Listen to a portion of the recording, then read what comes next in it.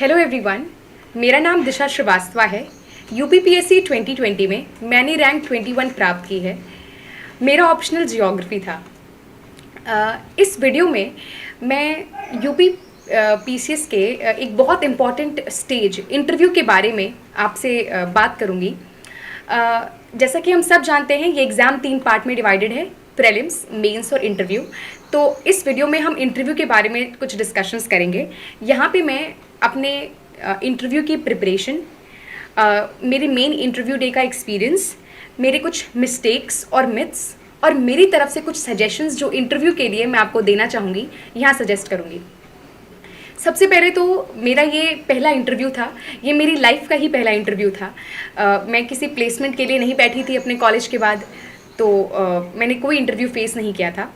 तो जब मेरा मेंस का रिज़ल्ट आया और मेरे इंटरव्यू के बीच में अराउंड 10 से 12 दिन का डिफरेंस था, मैं थोड़ी अंडर कॉन्फिडेंट थी कि मैं इंटरव्यू को कैसे अप्रोच करूं, क्योंकि थोड़ा डिफ़िकल्ट हो रहा था to know what to study, how to groom the personality as well at the same time.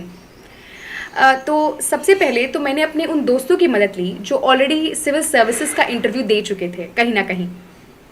उन लोगों ने सिंस कोविड का टाइम था, तो मेरे जूम पर ही कई इंटरव्यूज़, ऐसे मॉक इंटरव्यूज़ 10 से 15 मिनट के कंडक्ट किए, जिससे मैं एक प्रैक्टिस, एक फ्लो में आई कि इंटरव्यू एक्चुअली होता कैसा है, वो एक्सपीरियंस है कैसा। यूपी लोक सेवा आयोग में नौकरी पाने का सुनहरा अवसर पढ़े भारत के टॉप एजुकेटर्स के साथ और पाए कंप्लीट स्टडी मटेरियल एक ही ऐप पर। Download entry now. तो ये मेरे लिए बहुत हेल्पफुल साबित हुआ। डिफरेंट सिनेरियोज में मैंने खुद को प्लेस करके देखा उन इंटरव्यूज़ में, तो दिस हेल्प्ड मी। इंटरव्यू की प्रिपरेशन के टाइम में दो इम्पॉर्टेंट पार्ट्स हैं। सबसे पहला कि आप क्या मटेरियल पढ़ रहे हैं, दूसरा आप अपनी पर्सनालिटी कैसे ग्रूम कर रहे हैं। तो coming to the study material part, तो उसमें आपको ज़्यादा वक्त मेरे पास था नहीं, तो मैंने उसमें अपना सबसे पहले तो करंट अफेयर्स का अप्रोच किया कि करंट अफेयर्स को मैं पढूं। सिंस ऑलरेडी मैं उसके फ्लो में थी, तो मैंने लास्ट 6 मंथ के करंट अफेयर्स को रिवाइज़ किया। दूसरा, मैंने यूपी स्पेसिफिक पढ़ने के लिए, यूपी स्पेसिफिक की एक बुक आती है, यूपी समग्र है, उससे मैंने उसकी शुरुआत की 3-4 पेजेस को मैंने बहुत बार गो थ्रू किया, मल्टीपल रिविजन्स किए कि फैक्ट रट जाएं यूपी के बारे में। और यूपी गवर्नमेंट की साइट और गोरखपुर की साइट, जो मेरा डिस्ट्रिक्ट है गोरखपुर, उसकी साइट को मैंने बार बार रिवाइज़ किया। तो बहुत बार रोज़ सुबह उठने के बाद मैं 15 से 20 मिनट ये पढ़ लेती थी। उसके बाद तीसरा इंपॉर्टेंट चीज़ स्टडी मटेरियल में था मेरा ग्रेजुएशन। मैं 2017 की सिविल इंजीनियरिंग ग्रेजुएट हूँ। मेरे को ग्रेजुएशन किए अराउंड 3-3.5 साल हो रहे थे, तो मुझे ग्रेजुएशन का अपना सारा कंटेंट याद नहीं था। तो मैंने अपने उन दोस्तों की मदद ली जो ग्रेजुएशन में मेरे साथ किए और टेक्निकल फील्ड में ही आगे बढ़ रहे थे। तो उन्होंने मेरी थोड़ी हेल्प की कि किस तरीके से क्वेश्चंस पूछे जा सकते हैं सिविल इंजीनियरिंग से। तो बहुत ज़्यादा तो मैं पढ़ पाई नहीं थी, वक्त नहीं था मेरे पास, पर जितना हो सका मैंने ओवरऑल ऊपर कवर करने की कोशिश की। कमिंग टू पर्सनालिटी, पर्सनालिटी को टारगेट करना सबसे इम्पॉर्टेंट चीज़ है, क्योंकि I guess that is what the main interviewer is looking into you. इसके लिए मैंने 2-3 ऑफलाइन मॉक्स दिए। ज़्यादा देने को अवेलेबिलिटी नहीं थी क्योंकि कोविड का सिचुएशन था, और अपने फ्रेंड्स के साथ मैंने ऑनलाइन मॉक्स अपने कंडक्ट करवाए। तो एक्चुअली पर्सनालिटी में एक इंटरव्यू के टाइम में आपको कैसे बात करनी है, कैसे बिहेव करना है, कब रिप्लाई करना है, कब नहीं बोलना है, किस पोस्चर में बैठना है, ये सब कुछ मैटर करता है। तो ये आप जब 2-3 मॉक्स देंगे, अगर आप पहली बार दे रहे हैं, तो ये आपको ज़रूर हेल्प करेगा ये चीज़ अप्रोच करने में से। तो पर्सनालिटी के लिए मैंने यही ट्रेट्स अपनाए, यही प्रोसेस रखा प्रिपरेशन का। Now coming to my main interview day, मैं अपने दिन भर की पहली कैंडिडेट थी इंटरव्यू की। और जैसे जनरली स्टेट सिविल सर्विसेज में इंटरव्यू का ड्यूरेशन होता है अराउंड 20 मिनट्स, मेरा इंटरव्यू बहुत लंबा चला था, अराउंड 40 to 45 मिनट्स, और बहुत ही डिफरेंट एक्सपीरियंस था। जितने मॉक्स दिए थे उससे बहुत ही अलग था ये एक्सपीरियंस। और मैंने बहुत की थी, but the main day was बहुत कम्प्लीटली डिफरेंट। तो जब मैंने एंट्री की तो सबसे पहले उन्होंने मुझसे पानी पीने को बोला और बिस्किट खाने को बोला। मुझसे गलती हो गई कि मैंने दोबारा से ग्लास को कोस्टर से ढक दिया, तो उन्होंने मुझसे कहा कि दिस इज़ रॉन्ग, इसका मतलब है कि ग्लास आपका जूठा नहीं है। तो यहाँ से ही प्रेशर बिल्डअप होना स्टार्ट हो गया था एंड पूरे टाइम अराउंड 40 मिनट्स उन्होंने काफ़ी ग्रिल किया, काफ़ी प्रेशराइज किया मुझे। जो मेन चेयरमैन थे उन्होंने मेरे ग्रेजुएशन से बहुत सारे सवाल पूछे, जो थियोरी बेस्ड क्वेश्चंस थे और जो बहुत सारे क्वेश्चंस के आंसर मैंने दिए, लेकिन अराउंड 5-6 क्वेश्चंस के लगातार मैं आंसर नहीं दे पाई क्योंकि वो काफ़ी एक्सपीरियंस बेस्ड थे और मेरी उतनी डीप प्रिपरेशन नहीं थी ग्रेजुएशन के लिए। तो यहाँ पर उन्होंने मतलब वहाँ पे वो और प्रेशराइज़ कर रहे थे मुझे कि आपको तैयारी करनी चाहिए थी ग्रेजुएशन के लिए और आपने ऐसे कैसे किया।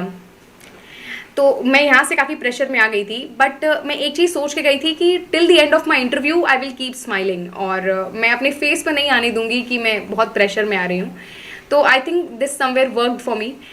पैनलिस्ट नंबर 2 ने मुझसे करंट अफेयर रिलेटेड क्वेश्चंस पूछे, जैसे कि क्लाइमेट चेंज क्या है, ग्रीन हाउस गैसेस क्या हैं, और आपकी एनडीसीज क्या हैं, और जो हमारी क्लाइमेट समिट होने वाली है वो कहाँ पे ऑर्गेनाइज हो रही है, और क्लाइमेट चेंज के कॉजेज़ क्या क्या हैं, ये सब चीज़ें। तो ये सब तो इजीली हैंडल हो गया था। जो थर्ड पैनलिस्ट थी उन्होंने मुझसे मेरी साड़ी से रिलेटेड क्वेश्चंस पूछे कि आपकी साड़ी जो है वो किस मटेरियल की है। तो आई सेड कि खादी और कॉटन मिक्स है। तो उन्होंने कहा कि ठीक है, तो मतलब स्मॉल वीवर्स बनाते हैं, तो अब स्मॉल वीवर्स से रिलेटेड प्रॉब्लम्स क्या क्या हैं और उनका कैसे समाधान किया जा सकता है, और सोशल मीडिया कैसे रोल प्ले कर सकता है उन्हें एड्रेस करने में। फोर्थ पैनलिस्ट ने मेरे जियोग्राफी से रिलेटेड क्वेश्चंस पूछे थे मुझसे, कुछ जो कि बेसिक थे, और लैटिट्यूड लॉन्गिट्यूड में डिफरेंस क्या है, कौन सी क्रॉप अब बोई जाएगी, काटी जाएगी, ऐसे क्वेश्चंस थे। तो वो इजीली हैंडल हो गए थे। दोबारा से चेयरमैन ने मुझसे कुछ काफ़ी जनरल क्वेश्चंस पूछे, जैसे कि आपकी फेवरेट डिश क्या है, और अगर आप पाव भाजी है तो आप ब्रेड कैसे खरीदती हैं, और पाव भाजी की मार्केटिंग आप कैसे करेंगे, और आप में और मुझ में कितने किलोमीटर का डिस्टेंस है। तो ये सब चीज़ें अभी इट में सीम फनी, पर उस समय बहुत प्रेशराइजिंग लग रही थी, क्योंकि प्रेशर में आपको बहुत चीज़ों का सही आंसर नहीं दे पाते हैं आप। But I think the key is कि आप जो नहीं आए उसको साफ मना कर दें कि sorry sir I don't know. Maximum questions का मैंने बोला जवाब में कि sorry sir I don't know, sir I will recall it, and sir मुझे नहीं आता, ऐसे। और जो आ रहा था उसको सटीक शब्दों में जवाब दिया। ये मैंने अपने मॉक से सीखा था कि बीट अराउंड द बुश ना करें और डायरेक्टली आप सीधा आंसर करें। तो ये प्रैक्टिस से मैंने सीखा था ये चीज़। तो this was all about my main day. उसके बाद जब मैं वहाँ से चली गई, मुझे नहीं लगा था कि मेरा इंटरव्यू बहुत अच्छा हुआ है, क्योंकि मैंने बहुत सारे प्रश्नों के जवाब नहीं दिए थे।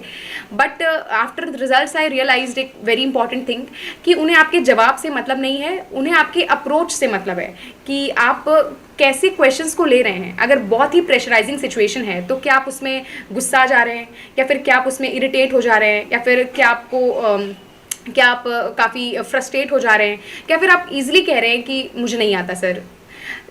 It is very important to know what you don't know. This is the key when you go and approach any interview, not just civil services, any interview in your life. जो नहीं आता है उसको humbly बोल देना कि sir मुझे नहीं आता है, is what helped me in this interview. After that, कुछ मिस्टेक्स जो मैं चाहूँगी कि आप रिपीट ना करें।